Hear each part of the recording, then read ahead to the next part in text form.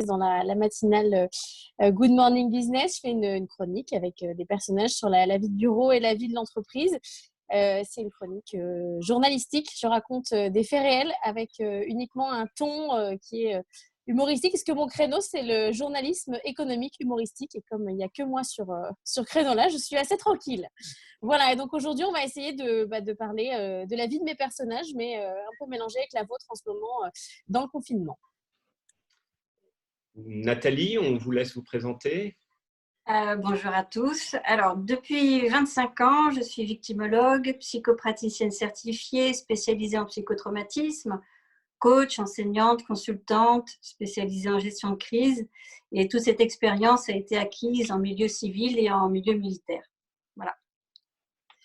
Voilà, et moi-même, donc je suis Arnaud Marion. Mon métier, c'est d'être gestionnaire de crise dans les entreprises, aussi bien quand elles vont très mal et qu'elles sont en dépôt de bilan, que quand elles vont pas très bien ou qu'il faut les redresser opérationnellement. Et donc, l'idée de ce séminaire est née de la rencontre de ces 3 personnes.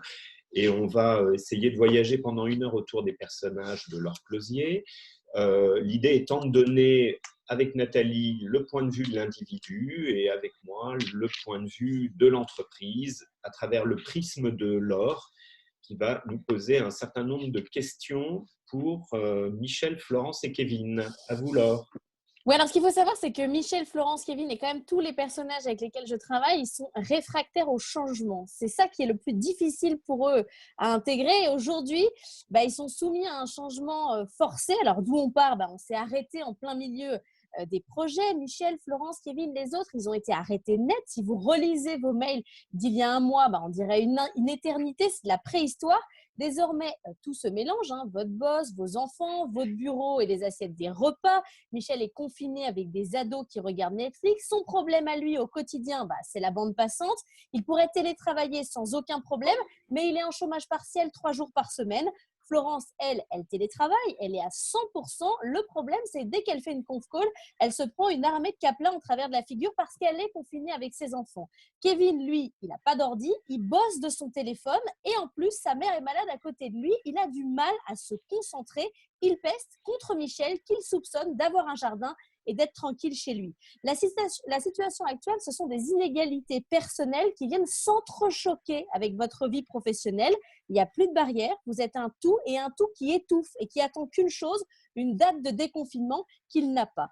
Alors, on va peut-être commencer avec Nathalie. Nathalie, vous qui êtes victimologue, est-ce que tout le monde souffre au même niveau du coronavirus? Est-ce qu'on est tous un peu traumatisés? Alors, pour bien comprendre la situation, je pense qu'il faut vraiment quelques éléments de victimologie. Je ne vais pas vous faire un cours magistral, mais des données minimum pour bien comprendre, parce que c'est ça qui va justifier toutes nos actions, nos réflexions collectivement. Ce que nous vivons, c'est un événement traumatique majeur. C'est une catégorie bien particulière d'événements. La définition, c'est un événement que je perçois comme une menace pour mon intégrité physique et ma survie. On est donc en plein dedans. 3 types d'événements de ce type. Les catastrophes technologiques, genre une passerelle qui s'écroule ou un pont qui s'effondre. Une catastrophe issue d'une intention humaine, viol, guerre, terrorisme, actes terroristes, etc. Et nous sommes là en plein cœur d'une catastrophe naturelle. On est devant un braqueur invisible et même si le braqueur ne tire pas sur tout le monde, c'est sûr qu'on est tous traumatisés. 3 types de victimes. Primaires, ce sont ceux qui sont directement en contact avec la menace. Autant dire le monde entier. Victimes secondaires, ce sont ceux qui ont un lien affectif avec ces victimes, c'est-à-dire les amis, les collègues du bureau, tous ceux qui ont un lien affectif avec les victimes primaires. Donc on peut cumuler, on peut être et victime primaire et victime secondaire. Et on peut être victime tertiaire. Les victimes tertiaires, ce sont les soignants, les sauveteurs en pleine, au front, on va dire, et tous ceux qui, à travers les médias, sont sensibilisés à tous ces traumas. Autant dire que nous sommes au cœur d'une grande tourmente.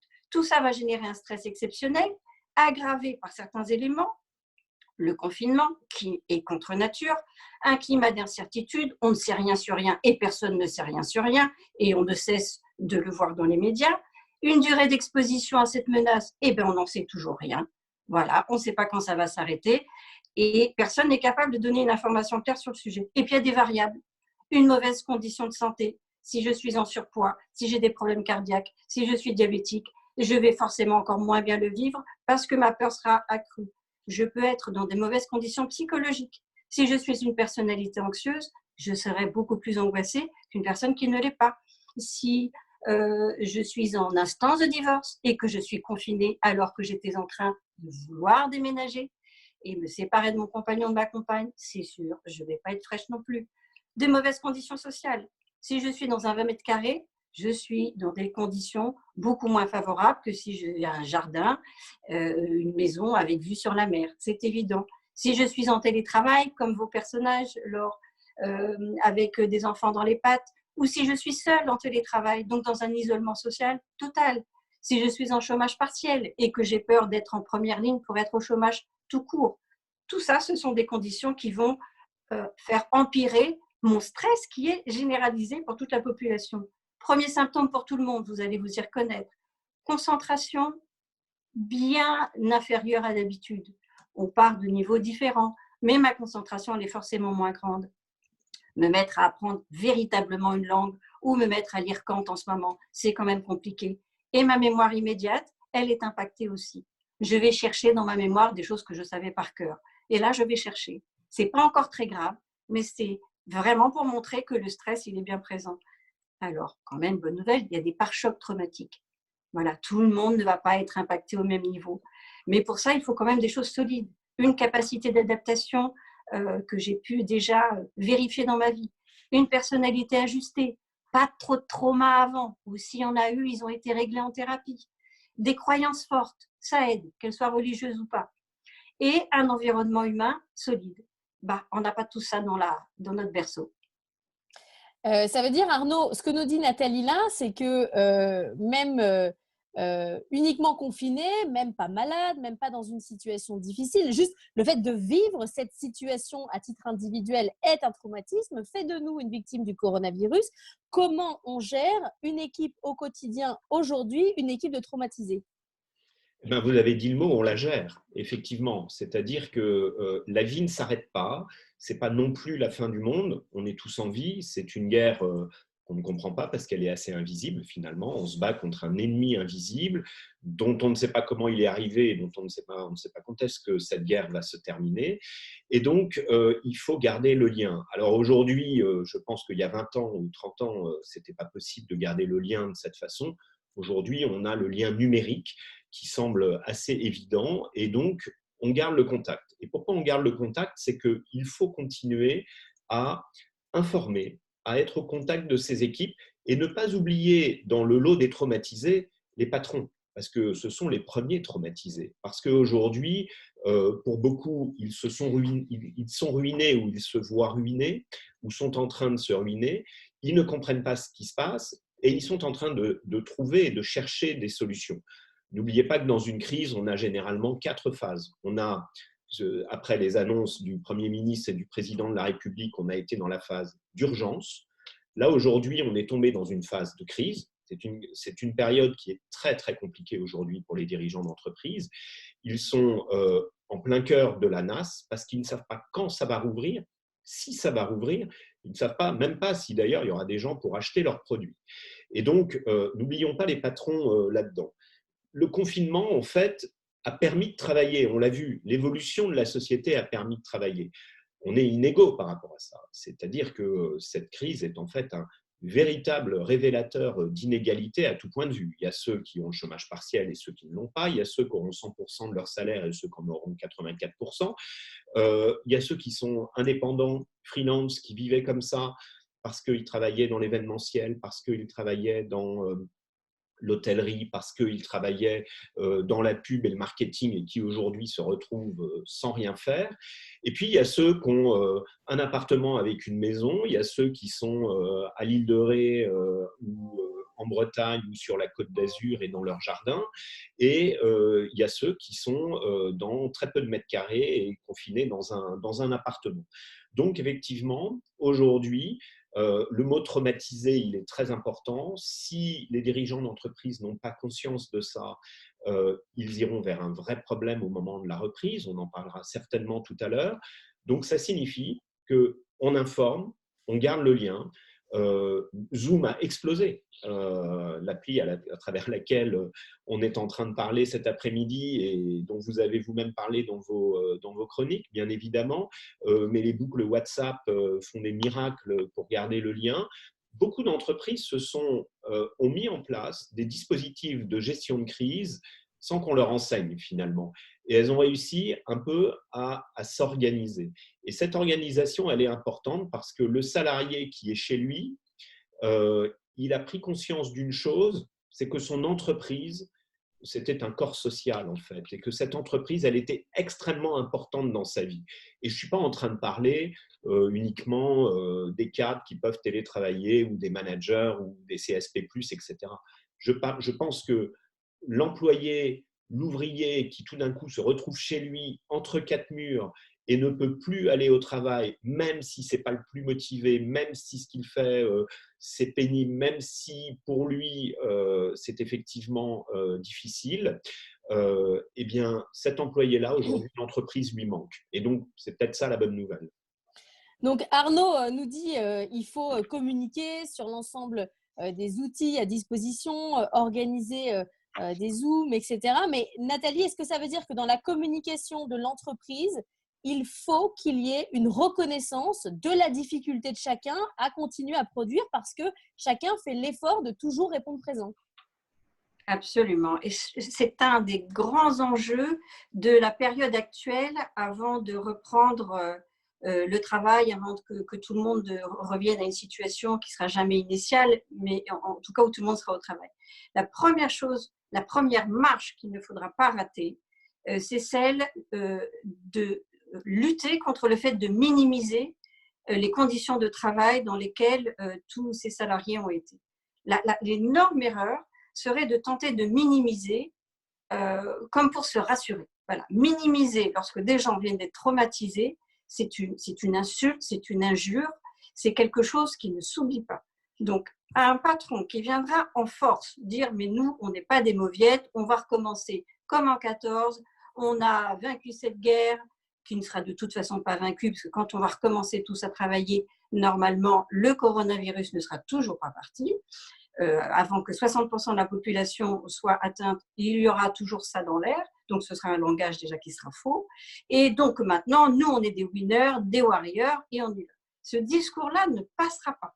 Il ne passera pas pour deux raisons.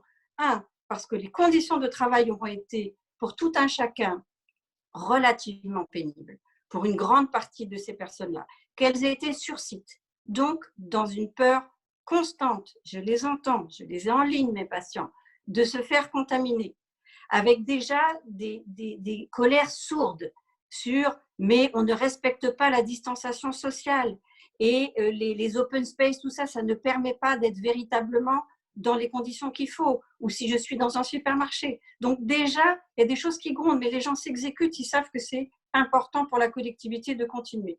Mais si on ne reconnaît pas les contraintes terribles pour certains, les peurs, pour d'autres, ceux qui sont sur site, en essayant de minimiser, le climat général va être délétère.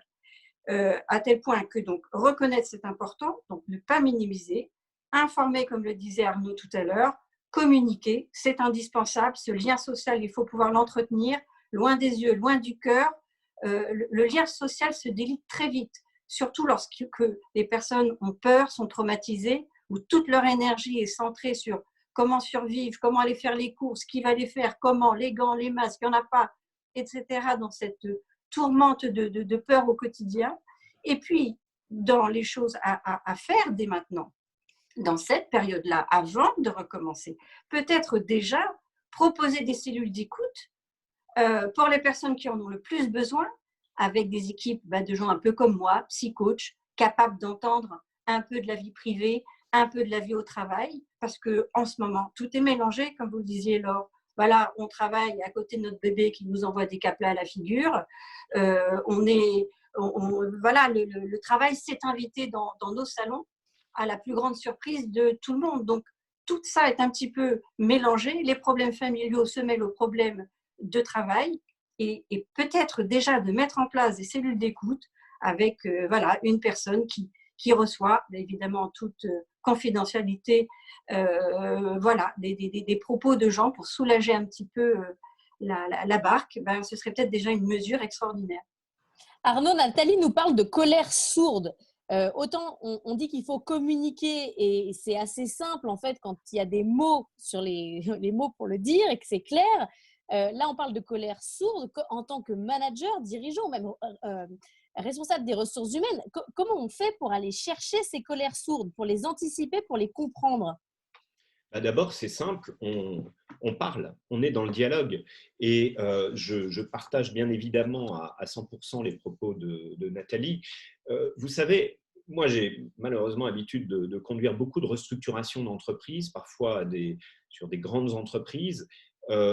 Quand on fait ce qu'on appelle un PSE, un plan de sauvegarde de l'emploi, un plan social, comme on dit dans le langage courant, on met en place aujourd'hui des dispositifs de cellules psychologiques. Ils sont extrêmement utilisés et c'est facile à faire parce qu'aujourd'hui, c'est complètement dématérialisé, ça se fait par des hotlines et ce genre de choses.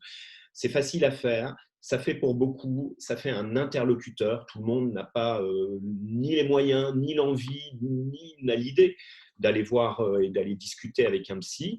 Et donc, moi, j'engage vraiment les entreprises à faire ça, effectivement. Donc, on commence par dialoguer. Dans le dialogue, il y a deux choses. Platon nous l'a appris. On commence par écouter et ensuite, il y a un dialogue, c'est-à-dire qu'on répond. Et l'écoute est extrêmement important. Non, on ne peut pas minimiser ce qui se passe aujourd'hui. Oui, le travail s'est invité à la maison, mais d'un autre côté, le travail nous manque. Donc, je dirais que effectivement, à partir de là, ça va être aux chefs d'entreprise de pouvoir renouer ce dialogue. Mais la première chose qu'ils ont à faire, quand ils vont rouvrir leur entreprise, si elle a été fermée, c'est de convoquer un CSE, un comité d'entreprise, comme on dit, c'est de voir les syndicats, c'est d'aller discuter avec les salariés. Un patron, il doit être sur le terrain, il doit aller les voir, il doit aller les écouter, il doit essayer de comprendre et se mettre dans la peau de ce que tout le monde a vécu. Je pense qu'on s'accordera tous sur le fait que cette période, qui est même une période d'oisiveté, il n'y a pas de terme combinatoire dans ce que je dis pour certains, parce que c'est une oisiveté forcée, est une période qui est épuisante. Il y a ceux qui travaillent beaucoup, et puis il y a ceux qui n'ont rien à faire et qui se lèvent le matin en essayant de passer le temps. Et ce sont des organismes et des psychismes épuisés qui risquent de revenir au travail. Mais la seule envie qu'on a là-dedans, c'est de penser à la reprise, mais c'est très fictionnel. Est-ce qu'on est obligé quand même d'essayer de réfléchir sur des scénarios pour savoir comment on redémarre? Est-ce que c'est nécessaire aujourd'hui, même si on n'a pas de date, de commencer à poser des hypothèses? Oui, mais c'est majeur.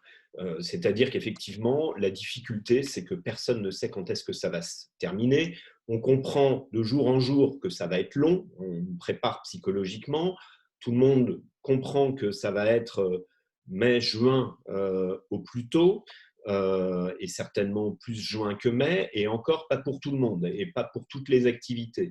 Donc, vous savez, j'ai l'habitude de dire reprenons tous ce que nous écrivions il y a un mois dans des emails de travail, etc. C'est de la préhistoire. Et donc, la difficulté, c'est qu'aujourd'hui, réfléchir pour ce qui peut se passer dans 2 mois, c'est carrément de la science-fiction. C'est-à-dire qu'on n'arrive pas à le matérialiser. Donc, effectivement, aujourd'hui, le travail comme valeur essentielle, il est extrêmement important. Donc, ce n'est pas trop tôt pour y penser. C'est fictionnel encore, c'est-à-dire qu'on est obligé d'imaginer comment ça va se passer. Mais le jour où ça va reprendre, la difficulté de beaucoup d'entreprises pour un cycle de production, elles ont un amont, des approvisionnements, des commandes ou ce genre de choses, qui prend parfois plusieurs semaines ou plusieurs mois. Et pire que tout quand ça vient de Chine, puisqu'il y aura eu un trou de minimum 3 mois en Chine. Donc effectivement, il va falloir anticiper ça. Aujourd'hui, de toute façon, il faut produire, si j'ose dire, que ce soit des services ou que ce soit de la production. Les entreprises ont intérêt à reprendre le travail le plus vite possible. Encore faut-il que leurs produits puissent se vendre. Je pense que ça va être ça le paramètre. On me demandait sur le chat quelles étaient les 4 phases de la gestion de crise. J'en avais cité 2, l'urgence et la crise. Bah, les deux autres, ça va être ça. Ça va être ce que j'appelle le run, c'est-à-dire le retour aux affaires courantes. Hein, c'est des termes empruntés à l'informatique. Et ensuite, le build, on y reviendra parce que je pense qu'il faudra reconstruire un modèle économique. Alors justement, dans le run, il faut redémarrer le capital humain, les agents économiques, etc. Nathalie Serrero, vous dites, il y aura des gens qui sont traumatisés et qui potentiellement n'arriveront pas à se remettre en action et à se remettre au travail. Certains sont fâchés contre leur entreprise. Qu'est-ce qu'on fait avec cela? Alors, il faudra tenir compte de leurs besoins. J'en ai trouvé certains qui me semblent indispensables. D'abord, les salariés, on va commencer par le plus simple. Ils auront besoin qu'on les remercie d'être là. Voilà, parce que ce ne sera pas évident. Pour une fois, aller bosser, ça n'aura rien d'évident. Donc, qu'on les remercie pour tous les efforts qu'ils ont fournis pendant cette période, avec les contraintes, les peurs qu'on a évoquées tout à l'heure. Ils auront besoin probablement de mesures de protection. Encore une fois, le coronavirus, il n'aura pas disparu. Donc, en fonction du job, hein, masque, gants, mesures de distanciation sociale sur le lieu de travail, ces choses-là, eux, ils n'ont pas oublié. Hein. Ils sont encore totalement flippés, même à sortir dans la rue. Donc, aller travailler, oui, mais dans quelles conditions? Ils n'auront pas oublié ce qu'on leur a dit. Ils auront besoin probablement de groupes de parole, de cellules d'écoute, ce que vous voulez, mais pour entendre leurs difficultés. Voilà, c'est sur la base du volontariat, tout le monde n'est pas obligé d'y passer, mais il faut que ce soit mis à disposition. Je pense aussi qu'ils auront besoin d'ateliers pour faire remonter leurs besoins, parce que les besoins, ils seront nouveaux.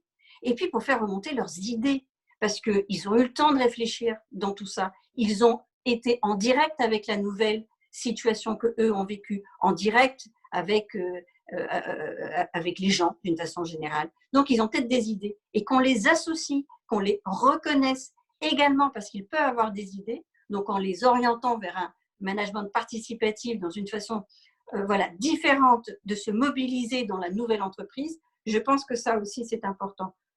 Cinquième chose, ils auront besoin d'une information transparente. Ils sont bassinés des discours politiques où on n'a pas besoin de mettre des masques et puis après on a besoin de mettre des masques. Il y en a pas. Il y a des traitements, il n'y en a pas de traitement. Il y a un traitement, ça marche, mais il ne faut pas le prendre. Tout ça, ils sont saturés. Donc, ils voudront là une information claire sur la stratégie que souhaite suivre l'entreprise ou y être associés. Autre chose qu'il ne faudra pas oublier, ils auront besoin de vacances.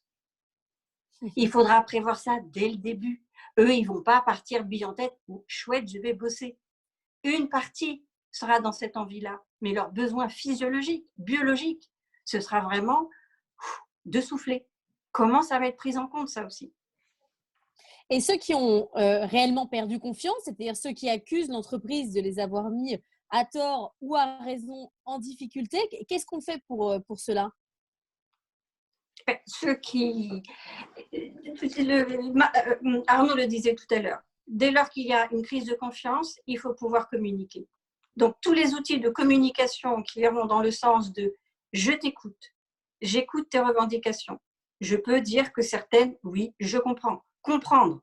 Ensuite, être transparent sur quels étaient les moyens de l'entreprise ou quels ils seront. Mais engager un dialogue avec les personnes. On ne peut pas les confiner dans vous êtes en colère, eh bien, moi, ce n'est pas mon problème, là, il faut produire. On ne peut pas les laisser comme ça. L'individu ne sera plus apte à fonctionner comme ça. Ce n'est même pas en termes idéologiques, c'est qu'il ne pourra plus. Sa charge émotionnelle sera trop forte. Ce ne sera pas possible. Et est-ce que vous pouvez revenir, Nathalie, en préparant ce webinaire, vous nous expliquez avec Arnaud que dans les cas de braquage, par exemple, très souvent, ce n'est pas de la faute du braqueur qui fait son métier de braqueur, c'est de la faute de tout ce qui est autour, le patron, la police qui n'est pas arrivée assez vite, les vitres qui sont… Il y a le même mécanisme dans le coronavirus. Hein. Exactement. Le problème, lorsqu'un problème survient dans une entreprise par un agent causal externe, cet agent causal externe, ça peut être un braqueur, un virus, le méchant, ce n'est pas le braqueur, ce n'est pas le virus. Le braqueur, il fait son boulot de braqueur. Le virus, il fait son boulot de virus. Mais celui vers lequel je vais me diriger pour défouler ma colère et ma peur, ce sera mon patron. Alors, dans le cas du coronavirus, les premiers qui seront en ligne de mire, c'est l'État, c'est le président, c'est c'est l'OMS, c'est le responsable le ministre de la Santé, enfin, tous ceux qui n'ont pas fait leur boulot, c'est comme ça qu'on va le vivre. Il n'y avait pas les masques, il n'y avait pas ce qu'il faut, on n'a pas les tests, on n'a rien de ce qu'il faut pour nous protéger. Ce sera les premiers. Et les deuxièmes, eh ben, il faut se préparer, ce sont les patrons. Ben, vous ne m'avez pas protégé non plus, vous ne m'avez pas donné les outils dont j'avais besoin pour travailler, le travail partiel, c'est gentil, mais moi, je ne peux pas. Le télétravail, vous ne reconnaissez pas que je n'ai pas tous les moyens pour travailler. Quand vous me demandez un compte rendu de quelque chose, eh ben, tous les éléments, ils sont au bureau. Donc, je ne peux évidemment que vous fournir une partie de ce que j'aurais pu faire en temps habituel et je me fais engueuler comme si j'étais responsable. Ça, ce n'est pas possible. Donc, ce que le salarié va réclamer à corps et à cri, c'est protection, bienveillance, écoute, transparence de l'information et une parole donnée pour co-construire la suite, parce qu'il estimera qu'il a suffisamment été au front pour avoir un retour d'expérience acceptable. Le risque, et qui n'est pas des moindres, c'est l'absentéisme et l'abandon de poste, ni plus ni moins. Arnaud, les patrons comme cible, comme amortisseur du stress, bon, on met patron, mais en gros, là-dedans, c'est toute personne qui doit décider pour les autres. Hein. Je mets les managers, les RH, etc. Bon, Arnaud, ils ont l'habitude. Hein. Ces gens-là, ça fait presque partie du jeu. Après cette crise, est-ce qu'on sera encore plus exigeant face aux managers ? Oui, je crois que c'est évident. De toute façon, les patrons le savent. Et comme je l'ai dit tout à l'heure, les patrons sont dans le lot des traumatisés et des victimes. Et c'est même les premiers aujourd'hui sur le front. Moi, je peux vous dire, je les ai à longueur de journée aujourd'hui. Parce que entre leurs mains, il y a la vie des employés finalement. Hein. Il faut quand même se projeter dans ce qu'est réellement la France des territoires, où à un moment, à 30 km à la ronde, qui est à peu près la distance maximum que l'on fait pour retrouver un emploi en France, il n'y a rien ou il n'y a pas grand-chose. Donc du coup, bien évidemment, ils sont au front. Ils sont en première ligne. Aujourd'hui, ils se battent pour trouver les moyens financiers pour survivre pendant le confinement et surtout trouver les moyens financiers pour repartir après le confinement, chose qui n'a pas encore été gérée. Donc, est-ce qu'on va être exigeant par rapport aux managers ? Oui, certainement. Tant mieux, je dirais, parce qu'à un moment, il va falloir effectivement admettre que c'est ensemble que l'on peut repartir. Je suis comme Nathalie, moi je m'attends à effectivement une reprise de l'absentéisme pour des questions physiologiques même, pour des questions psychiques et physiologiques, psychosomatiques si on veut dire, mais en tout cas, les personnes vont être extrêmement atteintes. Ça signifie que les managers ils vont avoir des vraies obligations de terrain, des vraies obligations d'écoute et de collaboration, c'est-à-dire vraiment quelque chose, on parlait d'atelier tout à l'heure, c'est effectivement le bon mode. Pourquoi ? Parce que quand les gens sont chez eux, ils sont en train de regretter de ne plus être dans leur entreprise. Et comme je l'ai dit tout à l'heure, c'est certainement la bonne nouvelle. Ça signifie qu'il va y avoir des idées et qu'il va y avoir des idées à prendre. Cette crise, vous savez, elle est un révélateur de faiblesse énorme pour nous tous. Et donc, à un moment, il y aura ces inégalités entre l'entreprise qui est repartie et l'entreprise qui n'est pas repartie. Et pourquoi nous, on n'est pas repartis ? Parce qu'on était mal équipés, parce qu'on n'a pas été suffisamment agile, parce que finalement, nos produits, ils ne se vendaient pas sur Internet, ou on n'était pas équipés pour. Et donc, du coup, ça va faire évoluer un certain nombre de mentalités et de créativité, je pense. Les gens vont dire, mais pourquoi nous, on ne fait pas ça ? Et si on dit, oui, non, mais là, on n'a pas le temps. Là, ce qu'il faut, c'est repartir. Ça ira dans le mur. Donc, effectivement, il va y avoir une double exigence. Une grande exigence des salariés vis-à-vis de leur manager, en fait, de leur encadrement, et une grande exigence aussi de l'encadrement vis-à-vis de leurs salariés. Attention, ce n'est pas tout à fait synalagmatique, ce n'est pas tout à fait parallèle et dans le même sens. C'est-à-dire qu'à un moment, le degré d'écoute doit être extrêmement important. Vous savez, c'est comme en amour, quoi. Il y a l'amour, mais il faut les preuves d'amour. Oui, mais le degré d'écoute, Arnaud, ça veut dire qu'il faut faire des hotlines en interne pour dire si vous avez des problèmes, appelez-moi, parlez-moi. C'est-à-dire qu'aujourd'hui, le boulot du manager, c'est aussi ça ? Oui, c'est avant tout ça et ça, j'espère que ça a commencé dès aujourd'hui en tout cas parce que c'est dès maintenant qu'il faut mettre ça en place c'est vraiment primordial de le faire et comme on l'a dit, les hotlines, les cellules psychologiques, le rôle des représentants du personnel. Moi, vous savez, de toute ma vie professionnelle, je suis un des grands promoteurs du dialogue social. Je considère jamais que c'est du temps de perdu, c'est du temps de gagner. Il faut aller discuter. Ces gens-là savent beaucoup de choses. Moi, c'est les premiers que je vais voir quand j'arrive dans une entreprise. Je préfère aller les voir qu'aller voir les managers parce qu'ils ont cette vision réelle de ce qui se passe dans l'entreprise. Il va falloir laisser du temps au dialogue. Il va falloir laisser du temps à ce sentiment, je dirais, d'écoute, effectivement, pour faire comprendre aussi que on a besoin de travailler. C'est pas le moment de faire grève, si vous voulez, parce que quand on entend ces appels à la grève, etc., c'est carrément suicidaire. Ça va être déjà qu'il y a beaucoup d'entreprises qui sont dans un risque létal. Vous savez, il y a 3 700 000 entreprises en France, il faut le savoir. 3 700 000 petites entreprises, moins de 10 salariés, 140 000 PME de 10 à 250 salariés, il y a 5 à 6 000 ETI, entreprises de taille intermédiaire. Et puis, vous avez moins de 300 grandes entreprises. C'est quand même ça, la France, aujourd'hui, dans sa cartographie. Donc, on est quand même en train de parler de petites entreprises. Et ben, ces petites entreprises, justement, il va falloir qu'elles se convertissent d'urgence à ça. Alors, moi, dans toute mon expérience, dans toutes les petites entreprises ou moyennes entreprises que j'ai vues à travers le territoire français, ce n'est pas du tout l'image des gens qui se mettent en grève. C'est l'image au contraire de ceux qui veulent faire pour leur entreprise. Mais ceux qui pensent qu'on va pouvoir faire de la même façon qu'avant se trompent. Non, je pense qu'il va falloir faire les choses différemment parce que, elle nous l'a dit Nathalie en début, c'est une catastrophe naturelle à laquelle on a assisté.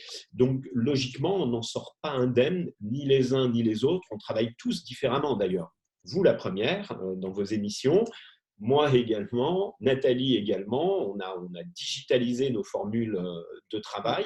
Donc, il y a des points d'amélioration certainement et il y a des points de compréhension.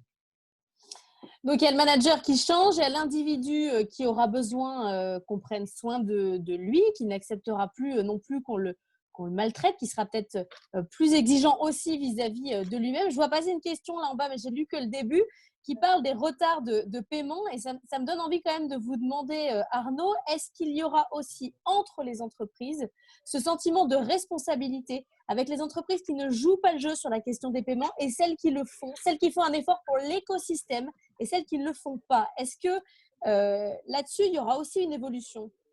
Mais ça, c'est l'enjeu. Moi, j'ai écrit, je crois, dès le 17 mars sur ce sujet. C'est la chaîne de confiance et la chaîne de défaut. Le risque, c'est la chaîne de défaut de paiement, donc de défiance qui existe. Le premier réflexe de tout le monde a été de dire je garde ma trésorerie et je demande à mes clients de me payer, mais je ne paye surtout pas mes fournisseurs. C'est la pire des choses. C'est comme ça que la machine se grippe. Vous savez, finalement, pour faire fonctionner une entreprise, il y a du capital humain, il y a du capital financier, il y a des moyens industriels ou autres, logistiques, tout ce que vous voulez. Et puis, il y a la confiance. Voilà. Et s'il n'y a plus cette confiance, s'il y a cette perte de confiance entre les agents économiques et entre les entreprises, c'est pire que tout. Reconnaissons que le gouvernement a tout de suite voulu rassurer en disant attention, on va mettre en place des liquidités, etc. Le diable est dans les détails et je ne suis pas en train de porter un jugement, mais ils ont voulu donner ce message pour qu'il n'y ait pas d'interruption de cette chaîne de paiement. Et en tout cas, ce que l'on sait, c'est que les prêts ne seront accordés que si les entreprises respectent ça. Beaucoup de grandes entreprises ont donné l'exemple, d'ailleurs. Ni plus ni moins, elles ont considéré qu'elles devaient lâcher tout de suite la trésorerie à leurs fournisseurs. Tout ça, ce sont des très mauvais réflexes, bien évidemment. Il faut maintenir cette chaîne de confiance parce que si je ne paye pas les autres, au bout du compte, je ne serai moi-même pas payé par mon client.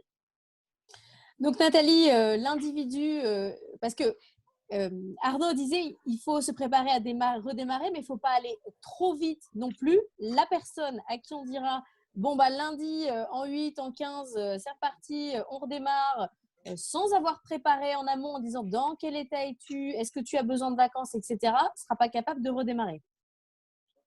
Oui, il faudra considérer que, et ce ne sera pas que les salariés, nous serons tous dans une situation où on peut être assimilé à des gens en convalescence.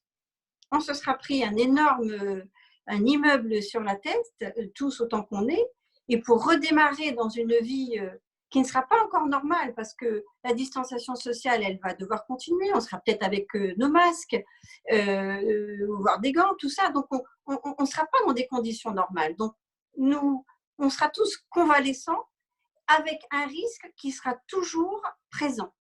C'est ça qu'il faut.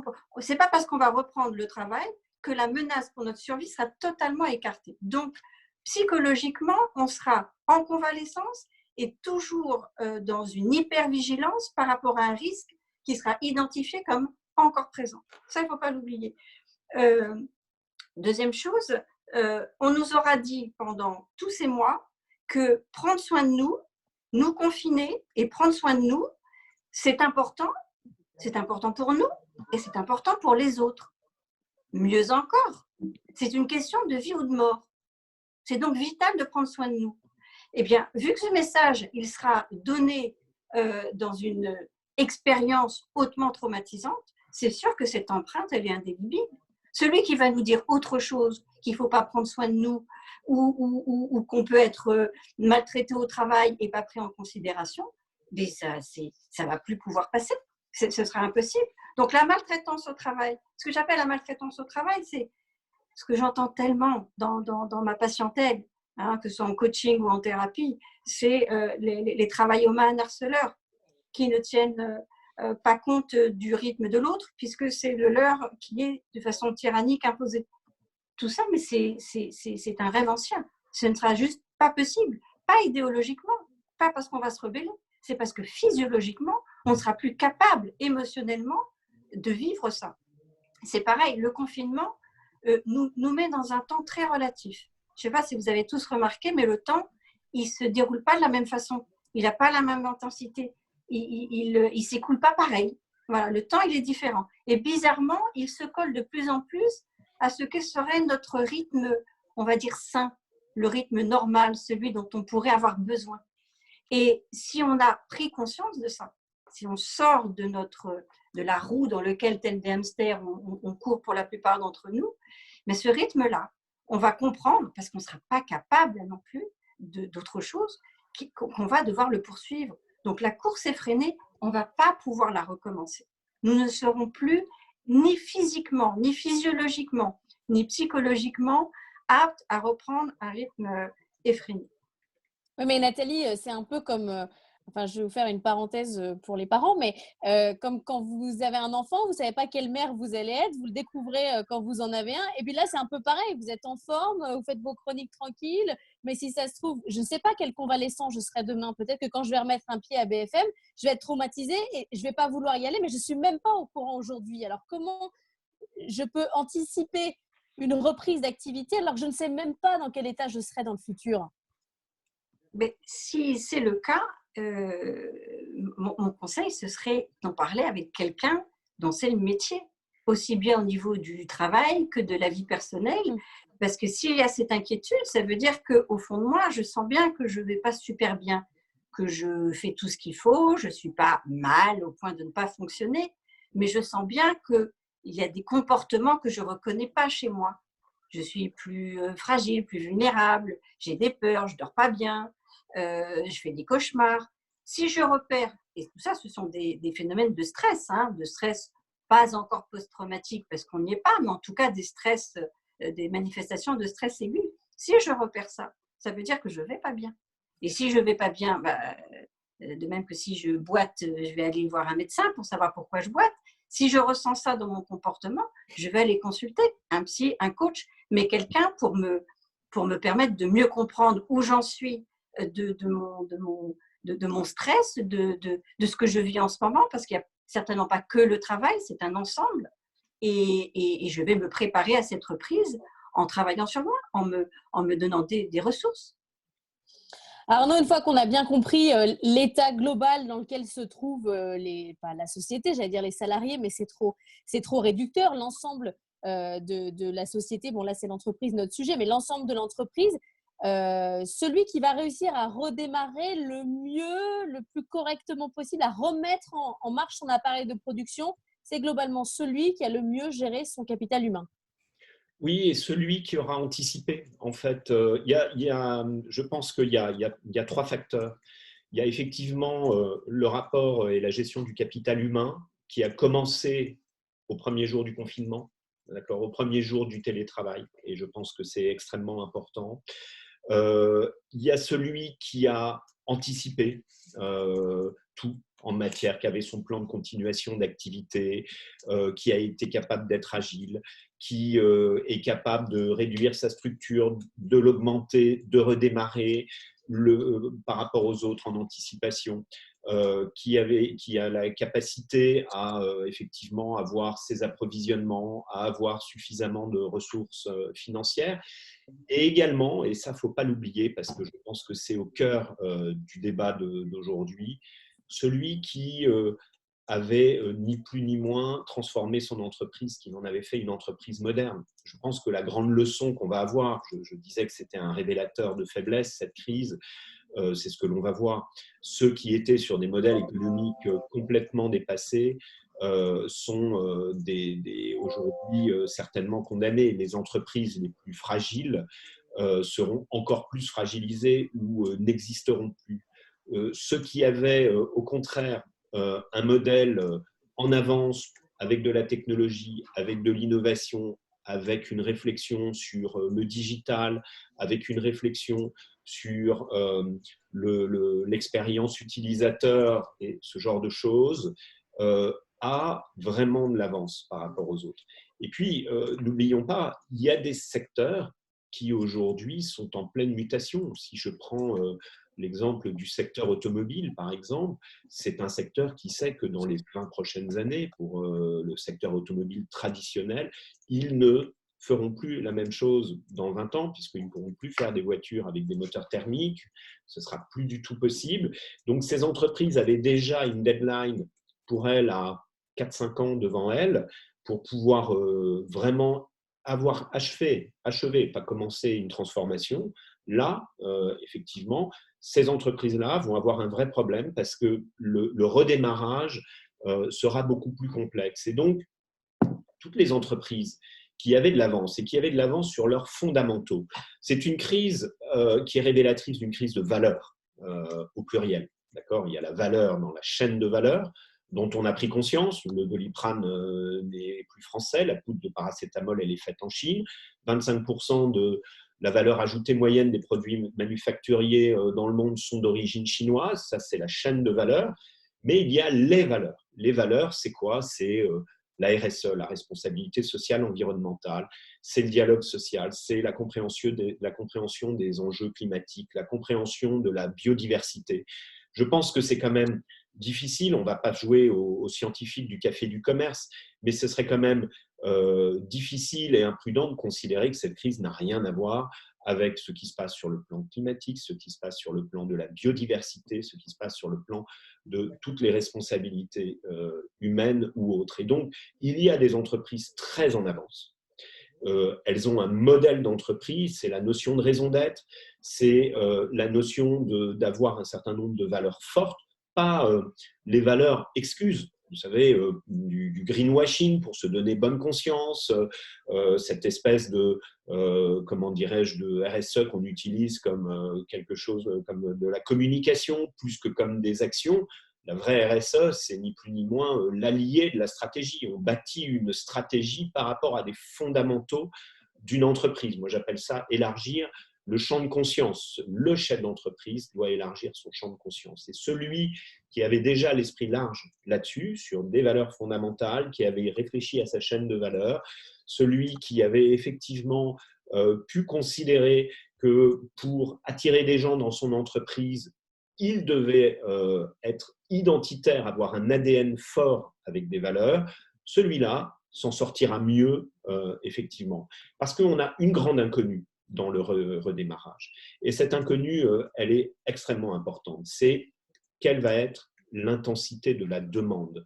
Si on était en bas 100 au mois de janvier, avant le développement de cette crise, qui a été tout au cours du mois de février, mais on va revenir à combien, on va redémarrer à combien par rapport à cette base 100? Et bien, certains vont démarrer à 20 ou 30, d'autres à 50, d'autres à 80, et d'autres encore ne se sont pas arrêtés parce qu'ils faisaient partie aujourd'hui de notre quotidien. Il faut quand même avoir en tête qu'aujourd'hui, en France, de façon globale, macroéconomique, on travaille aux 2/3 de la normale et que vous avez la moitié de l'économie qui fonctionne aujourd'hui à 50%. Voilà un petit peu la tendance actuelle.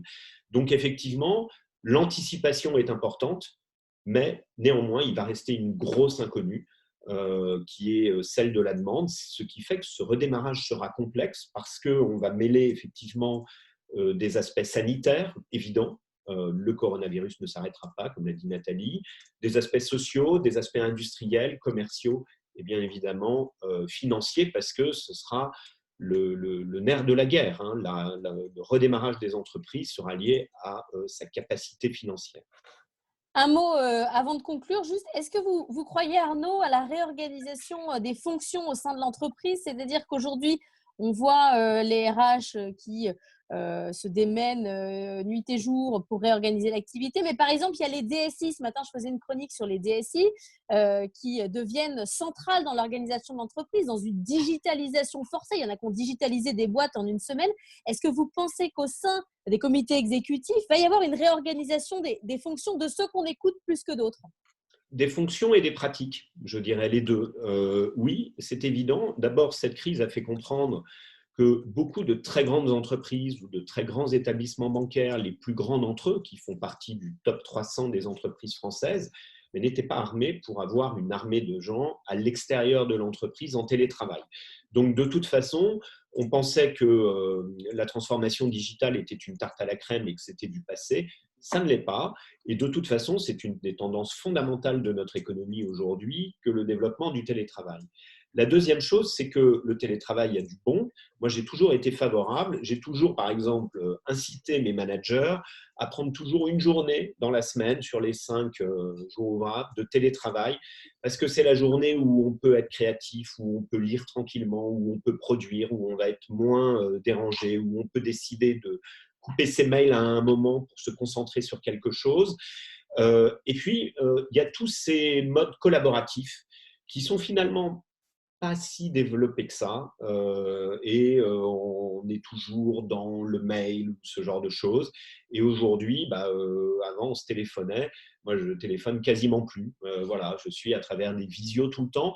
Donc il va y avoir des évolutions dans l'agilité et je pense qu'on va en avoir des enseignements extrêmement efficaces dans la vie de l'entreprise. Il nous reste 7 minutes. Nathalie, si vous avez un mot de conclusion, un conseil clé pour chacun pour se préparer à cette reprise. Alors, je vais juste rebondir un instant sur la notion de télétravail qu'Arnaud a mentionné, parce que c'est intéressant. Il y a une étude qui vient de sortir et qui montre que le télétravail, ça marche, mais si on est volontaire. Et que visiblement, pour la plupart des individus, on est volontaire, ce que disait d'ailleurs Arnaud, pour une journée ou deux par semaine. Au-delà, avec toutes les expériences que surtout on a faites, les études montrent que pour les gens, c'est suffocant, ça renvoie à l'isolement social et que plus d'une journée ou deux, c'est pas acceptable pour leur organisme et leur santé psychique. C'est juste pour clôturer ça.